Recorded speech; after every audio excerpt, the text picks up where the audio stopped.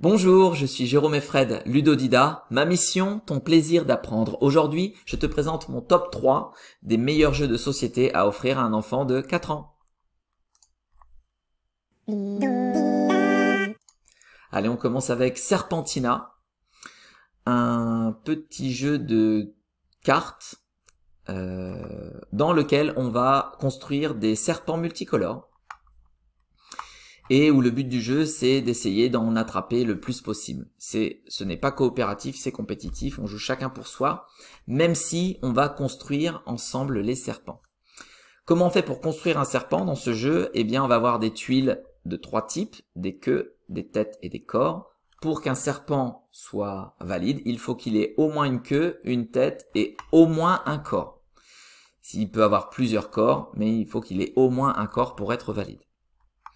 Une fois que, comment on fait pour récupérer un serpent? Ben, celui qui va poser la dernière tuile qui complète le serpent va récupérer le serpent. Il y a un petit côté domino puisqu'on va devoir à chaque fois faire correspondre les couleurs. Donc si jamais je termine, je mets la dernière, par exemple la queue de ce serpent, eh bien je vais le récupérer, je le prends et je le mets dans mon vivarium, il m'appartient. La mise en place est très simple, le tour de jeu est très simple. Mise en place, je prends le paquet de cartes à l'envers, je le pose sur la table, c'est parti, ça c'est quand même cool. Et donc à mon tour de jeu, je retourne une tuile, soit je peux compléter, la connecter à une ou deux tuiles déjà présentes sur la table, pour compléter un serpent ou pour faire se reconnecter deux morceaux. Soit ce n'est pas le cas et dans ce cas-là, je la pose à côté et puis elle sera utilisée plus tard ou connectée plus tard. Et on joue comme ça, jusqu'à ce qu'il y ait quelqu'un qui complète un serpent, qui le récupère, on écoule tout le paquet, et à la fin, ce n'est pas celui qui a le plus grand serpent qui a gagné, même si les enfants imaginent souvent cela. Ce n'est pas non plus celui qui a le plus de serpents, celui qui gagne, c'est celui qui a le plus de parties de serpents à la fin du jeu, donc il faut compter les petites tuiles à la fin qu'on a dans son vivarium pour savoir qui a gagné. C'est l'occasion d'aider l'enfant à compter les tuiles, et puis c'est l'occasion de donner du sens justement au comptage, à la numération, aux numérations de base, et puis l'enfant peut par ce jeu-là progresser en numération de façon utile. Voilà. Si ce que je vous raconte jusqu'ici vous plaît, alors je vous invite dès à présent à dépuncher un pouce, dépuncher le bouton abonnement ou vous rendre sur ma boutique en ligne dont je vous mets le lien ci-dessous, dans laquelle vous pourrez trouver les jeux que je vous présente ici dans cette vidéo et bien d'autres.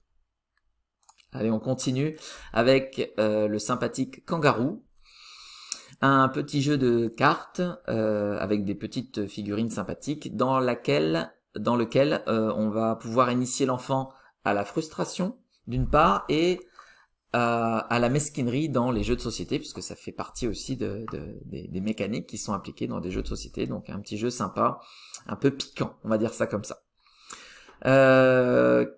En quoi cela consiste? L'histoire, c'est qu'on imagine qu'on est dans une réserve de kangourous, dans lequel il y a plein de kangourous, et puis on va chacun se construire un petit zoo personnel avec un certain nombre de ces kangourous. Chacun va comme ça construire son petit zoo. À la fin, celui qui a le plus de kangourous dans son zoo emporte la partie.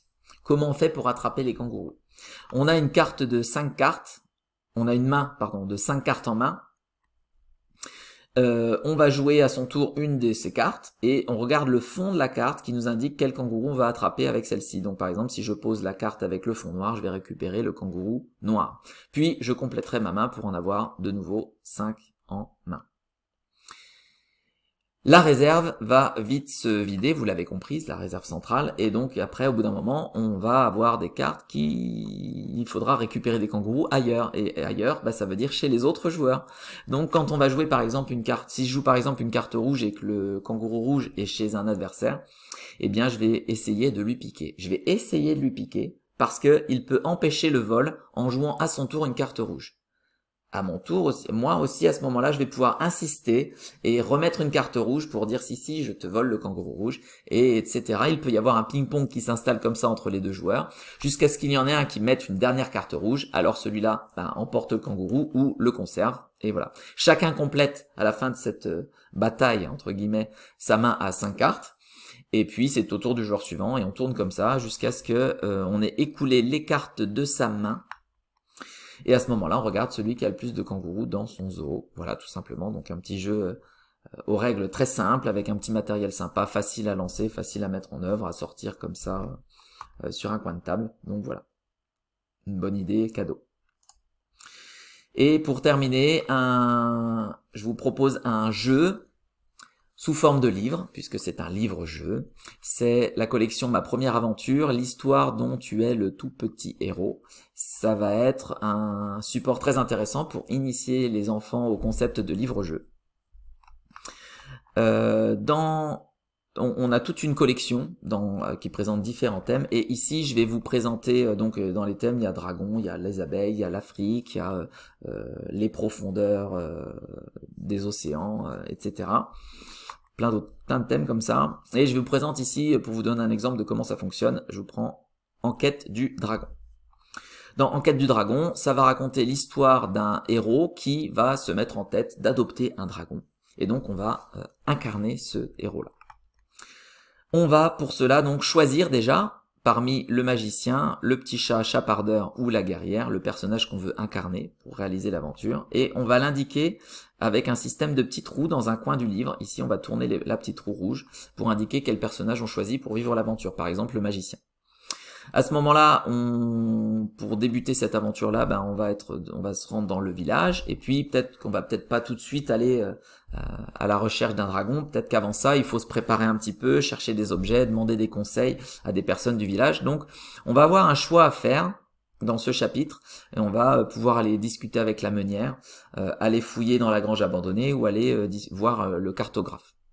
On choisit un des 3 volets avec l'enfant, et on va tourner la petite page correspondante. À ce moment-là, on est soumis à un nouveau choix qui peut dépendre parfois du personnage qu'on a choisi, ou qui peut dépendre aussi d'objets qu'on a récupérés, puisque dans ce jeu, on peut récupérer des objets. Peut-être que la meunière va nous offrir un petit pilon de poulet comme petit encas pour notre voyage, pour qu'il soit plus agréable. Alors à ce moment-là, l'objet qu'on récupère, on vient l'indiquer sur une des autres petites roues qui sont dans les coins du livre.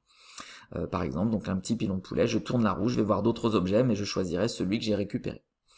Et puis une fois que j'ai fait ça, je vais tourner la page, ça va clore le chapitre, ça va tourner donc tous les volets que je n'ai pas vus, et je vais arriver à une nouvelle étape de l'aventure où je vais escalader une montagne, ou alors bien passer par un marais, etc. Enfin, il va y avoir plusieurs possibilités qui s'offrent à moi à chaque fois.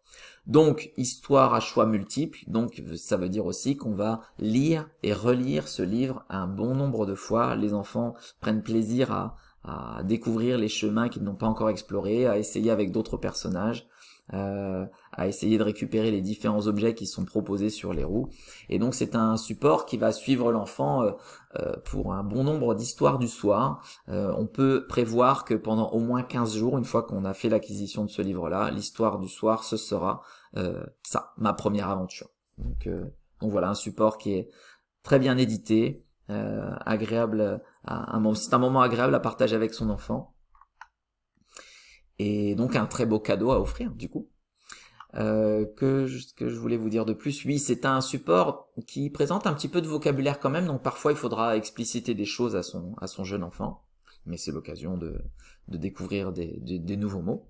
Et puis du coup, il peut être intéressant aussi quand l'enfant grandit, qu'il s'y confronte de nouveau seul, donc qu'il lise tout seul ce support, donc jusqu'en CP notamment, quand c'est l'apprentissage de la lecture, en CE1 ou en CE2, on peut imaginer que l'enfant retourne vers ses livres-jeux là, et les redécouvre avec plaisir, et les relise par lui-même et seul du coup. Donc voilà. Si cette vidéo, on arrive au bout de cette vidéo, si elle vous a plu, je vous invite à dépuncher un pouce, dépuncher le bouton abonnement, ou aussi vous pouvez vous rendre dans ma boutique en ligne dont je vous mets le lien ci-dessous. Vous trouverez ces jeux-là et bien d'autres. Et maintenant, à vous de jouer!